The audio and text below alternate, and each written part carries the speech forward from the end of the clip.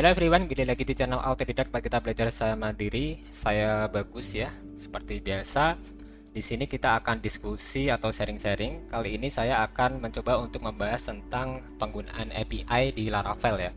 Nah, di sini kita fokus ke testing aja nanti. Untuk coding dari awalnya kita bahas dikit-dikit aja, cuma nanti untuk source code-nya saya akan lampirkan atau saya akan cantumkan pada deskripsi menggunakan link GitHub ya. Nah, di sini seperti biasa kita buat project Laravel, jadi install Composer dulu, terus install Laravel, terus buat projectnya. Kali ini saya beri nama crud_API ya, karena kita akan testing API di sini. Nah, di sini yang pertama kita harus membuat file migration ya, atau kita membuat migration untuk database-nya dulu. Yang pertama kita buat migration mahasiswa ya, caranya gampang ya di sini. Kalau migration ya kita tinggal php artisan make_2 migration seperti ini, terus pasti nama migrationnya. Kalau mahasiswa ya mahasiswa, kemudian di enter aja. Nanti kemudian di sini akan secara otomatis ada template migrationnya, kelas mahasiswa, extend migration gitu ya. Kemudian isi aja seperti ini, kita menggunakan name sebagai primary key ya, name, terus kita buat nama, umur, alamat, kota, kelas, dan jurusan untuk kolom-kolomnya. Nah, setelah itu kita buat juga migration dosen. Dosen juga sama caranya. Jadi kalau dosen ya tinggal migration spasi dosen, ini tinggal enter. Nanti dosen ini kita menggunakan NIDN sebagai primary key ya. Terus ada nama, alamat, dan jurusan.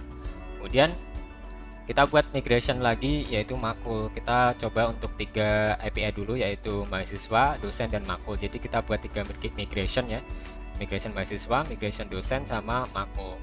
Makul juga sama, tinggal ganti belakangnya make migration terus ketik makul seperti ini. Oke, setelah buat migration kita selanjutnya akan membuat models ya. Modelsnya tuh ada 3 juga tentunya, ada mahasiswa, dosen, dan makul. Untuk membuat models itu tinggal php artisan_2 model gini, terus nama modelnya misalkan mahasiswa ya gini, mahasiswa, terus tinggal enter. Nah, di situ modelsnya di mahasiswa kita isi juga sama isinya kayak tadi ya, yaitu tabelnya namanya mahasiswa, primary key-nya pakai name seperti ini, terus incrementingnya false, kita mematikan auto increment ya. Kemudian field labelnya ada name, nama, umur, alamat, kota, kelas, dan jurusan sesuai migration tadi. Kemudian untuk yang dosen, primary key-nya NIDN. Untuk buat dosen ya sama ya, make model spasi dosen begini. Nanti kalau di enter dia akan langsung ada template-nya, tinggal kita isi isiannya ini. Field labelnya juga sama, NIDN, nama, alamat, jurusan sesuai migrate tadi, file migration. Kemudian untuk makul, primary key-nya juga kode kelas ya, sesuai dengan disesuaikan sama migration yang kita buat tadi. Nah, kalau setelah buat file migration tadi kan kita langsung aja habis itu kita migrate ya, php artisan migrate gitu. Nanti dia akan langsung terbuat tuh migrationnya. Habis migration spasi nama terus php artisan migrate gitu aja. Habis itu buat model. Setelah buat model kita buat controllersnya. Kita bahas singkat-singkat aja yang di sini ya, karena kita fokus ke API nanti. Nah, untuk controllersnya tinggal make ini php artisan make_2 controller spasi misalkan mahasiswa controller ya gini, mahasiswa controller seperti itu. Nah, untuk dosen juga sama, makul juga sama. Caranya seperti ini, tinggal di enter, nanti template-nya langsung ada di sini filenya. Baru kita isi isiannya. Di isiannya di sini ada public function index mahasiswa, operatornya index ini untuk menampilkannya. Terus kita create function read ya. Read-nya seperti ini, public function mahasiswa read. Terus dia yang pertama memanggil datanya ada name, nama, umur, alamat, kota, kelas, jurusan. Terus ini kondisinya jika berhasil dibaca ya kita tampilkan. Kalau template dari API dia biasanya rata-rata 3 ya, yaitu data, terus status, sama message. Jadi datanya kita tampilkan, terus statusnya success true, message-nya data berhasil dibaca. Jadi gitu. Kalau else-nya yaitu suksesnya false, message-nya data tidak ditemukan atau kosong. Nah, balikannya pasti 3 nih, success atau status, message, dan data. Itu. Kemudian untuk read-nya, create-nya tadi udah read ya. Ini create atau CRUD-nya kan tadi read, ini create. Untuk create-nya seperti ini ya, public function mahasiswa create. Bisa di pause saja, terus kalau mau diikuti silakan, nanti kita uji coba di API-nya.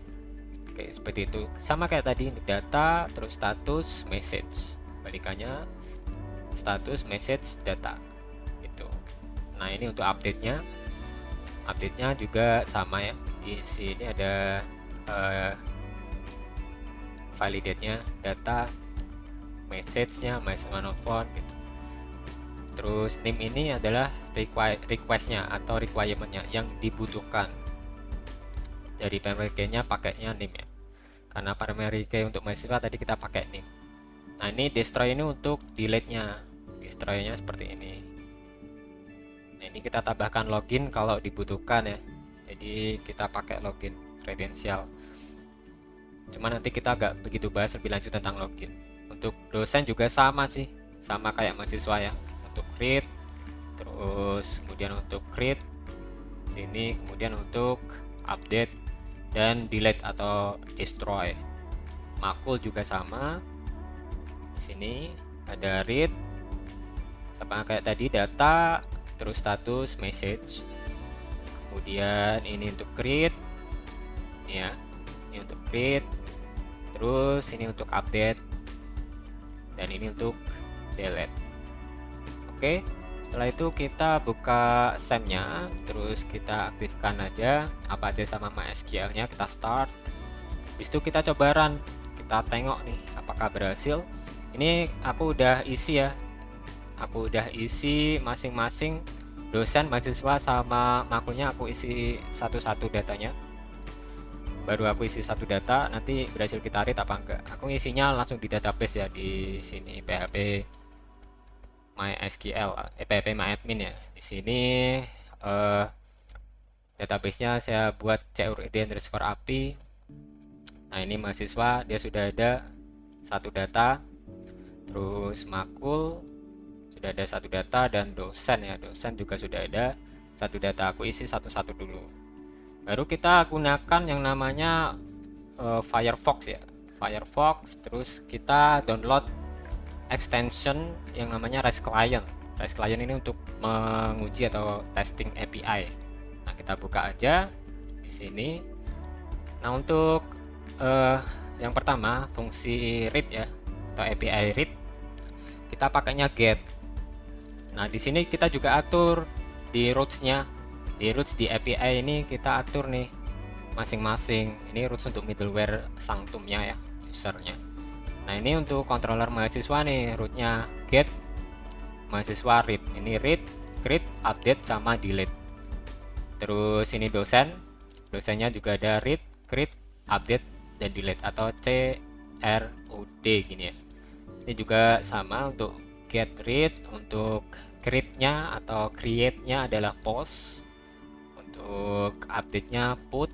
Terus untuk delete-nya delete ya, perintahnya seperti itu. Ini controller makul ini ya, salah ini makul.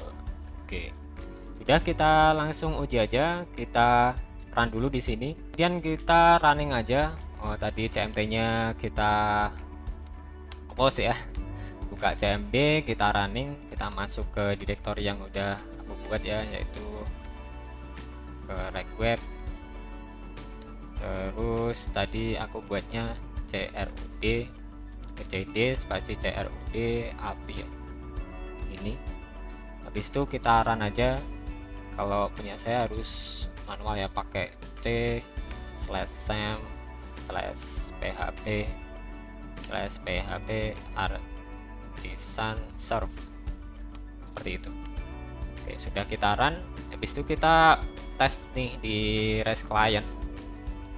Di REST client-nya kita yang pertama fungsi read-nya dulu. Jadi pakainya method get. Headers-nya kita pakai content tab application JSON ya. Nah, ini udah aku setting content tab application/JSON gitu. Tinggal kita testing nih untuk fungsi readnya. Fungsi readnya berarti kita pakai rootnya adalah mahasiswa slash read ini. Nah, jadi di sini http mahasiswa slash read. Nah, kita coba read. Nah, di sini responnya ini oke ya. Responnya kita lihat, message-nya adalah sukses, statusnya adalah sukses, message-nya adalah data berhasil dibaca dan dia berhasil ngebaca data. Kita lihat di preview. Nah, di preview datanya berhasil dibaca ya. Kemudian kita tes lagi nih untuk yang create ya, atau membuat data baru, yaitu dengan post. Di sini kita lihat post ya, post. Terus untuk URL-nya atau root-nya adalah mahasiswa create. Jadi kita ganti di sini. Kita ganti di sini mahasiswa create. Nah, seperti ini. Untuk create-nya, template-nya seperti ini ya. Yang kurung kurawal, terus data, key, terus value, key dan value, key titik 2 value gitu. Kita copy ini aja yang kurung kurawal ini, terus kita paste di body. Nah, untuk create, sebelum kita jalankan send, berarti kita akan mencoba untuk membuat data baru, misalkan 0106 gitu. Kita isi dengan Tony Chopper seperti ini. Umurnya dia misalkan 23 gitu. Untuk alamatnya misalkan Pucang Gading ini ya. Oke, coba kita send. Nah, ini ada nih responsnya, kita baca dulu. Success through message, data berhasil disimpan. Previewnya seperti ini. Jadi dia sudah tercreate. Kalau mau ngecek, kita di read tadi ya. Kita di get. Terus ini kita ganti read. Kita enter. Maka dia udah tertambah nih. Tadi ada satu doang, sekarang udah ada dua, Tony Chopper yang ditambahkan. Dan kita akan mencoba untuk yang mahasiswa update. Kalau update, dia linknya ini ya, URL-nya pakainya put terus mahasiswa slash update. Jadi kita di sini put mahasiswa slash update.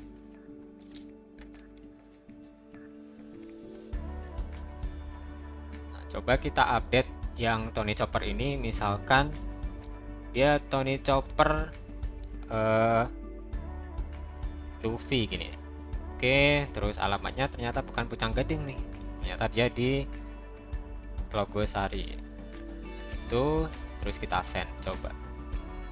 Nah, ini sudah nih, reviewnya udah berubah ya, Tony Chopper Luffy. Ini responsnya adalah message mahasiswa update successfully.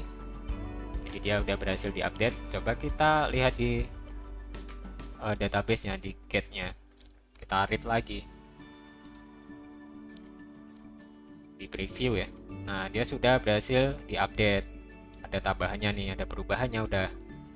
Nah, baru kita coba untuk delete-nya. Tinggal delete. Kalau delete, ini pakainya adalah mahasiswa delete terus slash name-nya berapa. Nah, kita copy name-nya dulu nih.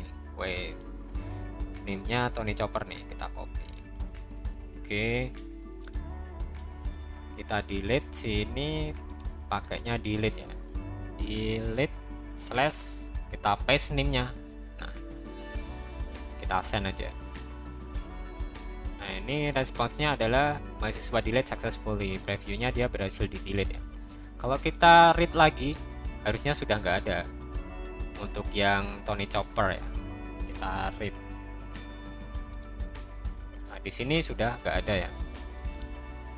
Coba di preview nih, preview.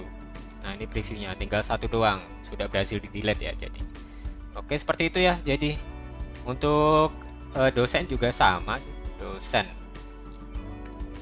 read. Nah, ini cuma satu doang dosennya, ada nama, ada NIDN 001 nih ya, G001, namanya Agus Hertanto, alamatnya Blora, jurusannya Teknik Informatika, misalkan seperti itu.